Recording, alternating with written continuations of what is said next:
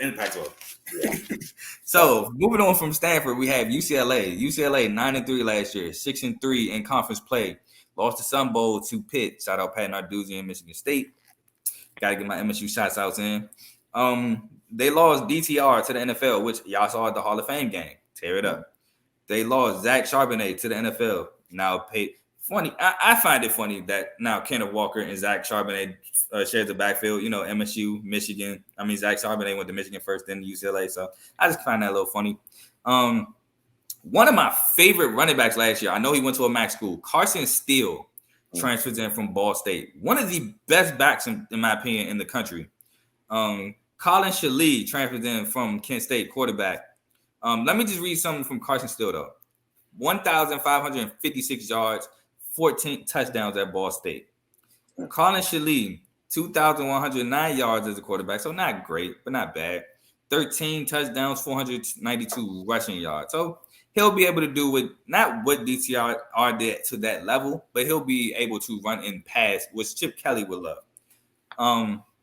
Lost Jake Bobo to the NFL. Lost Cashmere Allen to the NFL. He's on your Commanders, actually. Cam Brown returns. They have 11 starters return, 3 on offense, 8 on defense. Was ranked 8th in scoring offense, 4th in total offense, 6th in rushing offense, 87th in total defense, and tied 90th for scoring defense. So, again, great offense, subpar at best defense, Pac-12 style football, baby. Jay, give me something. You said their quarterback transferred from Ball State, right? No. The quarterback came from Kent State. The running back came from Ball State. So here's the thing. Here's why I have. Here's why I pause when we talk about schools like that, and it goes. But let me give you an example. In 2014, actually, from 2012 to 2014, Oregon had Marcus Mariota, arguably the greatest quarterback we ever had. In 2015, we had Vernon Adams. Oh yeah. We had to go ahead and do that to him too. By the way, now Vernon Adams put up just great numbers at Eastern Washington. And people were saying, and I was on the hype train too. I was like, all right, Eastern Washington, he's putting up numbers. He's damn near a Hall of Fame. I'm sorry. He's pretty much a Hall of Famer, Eastern Washington. Then you get to a school where the competition is a lot better. And let me see. He had 168 completions after 258 attempts, 2,643 yards, 26 touchdowns, 6 interceptions. That's not bad. But what we talk about is when he played the top. What happened when we played y'all? Hey, it was a close game. I ain't gonna lie. It was.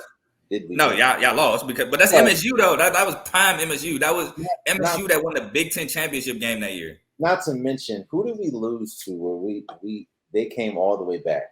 Oh, I think I did drop a crazy one. I can't remember, but I think I did drop a crazy one. It's like I'm hesitant where you see a player have all these big numbers at a lesser school, kind of like Trey Lance had a lesser school, and then it's like you get to a UCLA, and it's just like, oh shoot, now we're not playing Idaho State, we're playing Oregon, we're playing UC. So I don't know, man. I think they're going to be good. Don't get me wrong, but I'm not as high on UCLA as a lot of people. I do think Ethan Grabbers is going to be Ethan really Garbers. I'm sorry. I do think getting Dante Moore, the freshman, is going to be pretty good. But they struggled against the pass, and I think they're going to struggle against the pass this year. They allowed 25 passing touchdowns last, so I don't know. I don't know. There's when you lose your quarterbacks in that league. I mean, I understand he's a senior, but that's a lot. So, can I counter real quick? Yeah, sure. My counter to the Carson Steele thing is this: you're talking about a guy going from FCS to FBS, which is a completely different division of football. It's like, all right, so FCS, for those that don't know, is what was formerly called D1 AA. Mm-hmm. Now FBS is D1 regular A, single A. Carson Steele isn't going from FCS to FBS. He's going from the MAC, which shout out the MAC, I have respect for the MAC to the Pac-12, which, in all honesty, is tied in my eyes with HCC as the worst Power 5 conference. So, you're right. Yeah. So, in my opinion, it's not that much of a leap. And I can also name a guy from Eastern Washington who's killing it in the league by the name of Cooper Kupp.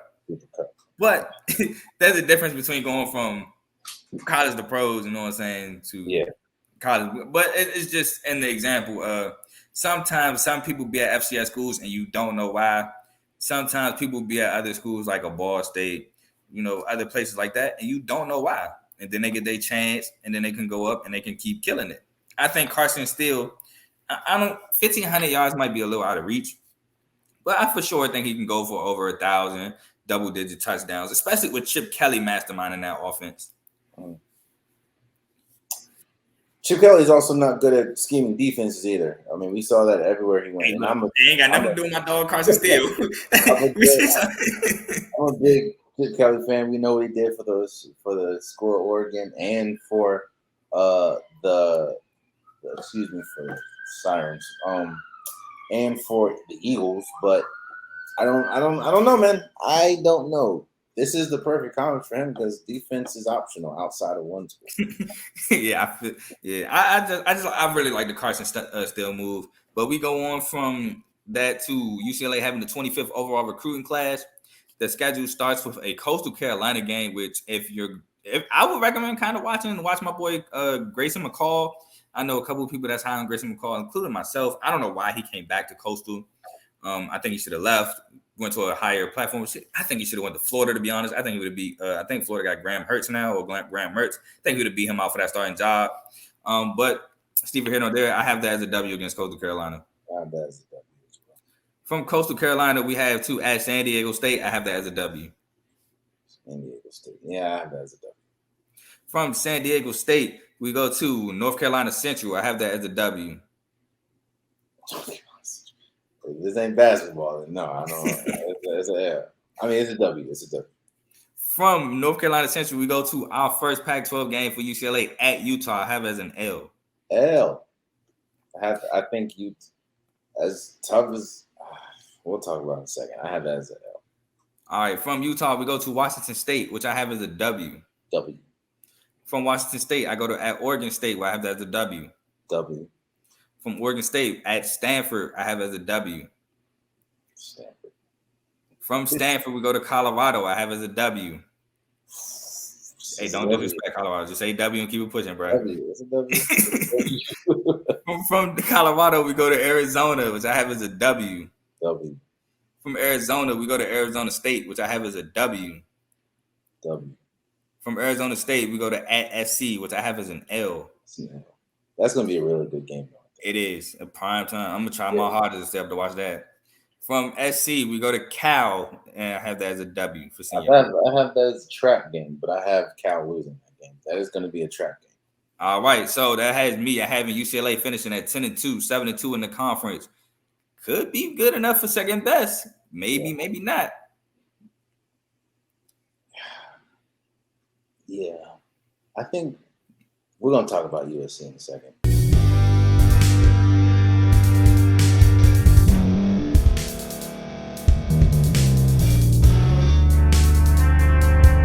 Thank you for staying to the end. If you're watching this on YouTube, please like this video, subscribe, and also hit that notification button so you can be notified next time we put out a video.